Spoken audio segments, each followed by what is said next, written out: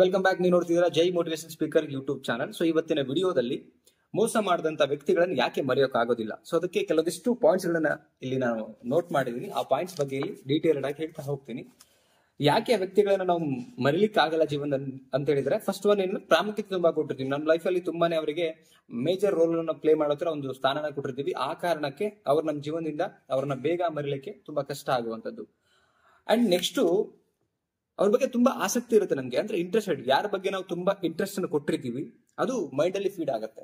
So ಇದು finally ಗೊತ್ತಾಗುತ್ತೆ ನಿಮ್ಗೆ. ಪ್ರಾಮುಖ್ಯತೆ, ಇಂಟ್ರೆಸ್ಟ್, ಎರಡು ಪಾಯಿಂಟ್ ಬಗ್ಗೆ ಮಾತಾಡಿದೀವಿ. ನೆಕ್ಸ್ಟ್ ಬಂದು ವಿಶೇಷವಾದ ಗಮನ ಅವ್ರ ಕಡೆ ಕೊಟ್ಟಿರ್ತೀವಿ ನಾವು.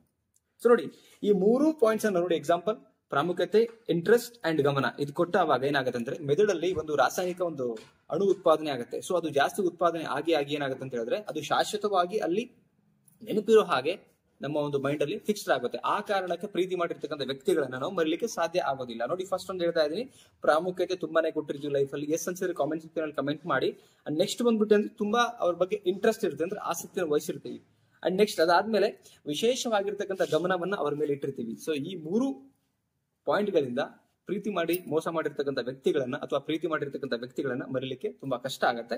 ಸೊ ಈ ಮೂರು ಪಾಯಿಂಟ್ಸ್ ಹೆಲ್ಪ್ಫುಲ್ ಅನ್ಸಿದ್ರೆ ದಯವಿಟ್ಟು ವಿಡಿಯೋ ಕೆಳಗಡೆ ಕಮೆಂಟ್ ಸೆಕ್ಷನ್ ಇದೆ, ಕಮೆಂಟ್ ಬಾಕ್ಸ್ ಅಲ್ಲಿ ಕಮೆಂಟ್ ಮಾಡಿ ಅಂಡ್ ವಿಡಿಯೋಗೆ ಲೈಕ್ ಮಾಡಿ ಅಂತ ಹೇಳ್ತಾ ಮತ್ತೊಂದು ವಿಡಿಯೋ ಸಿಗೋಣ. Thank you so much. Love you all.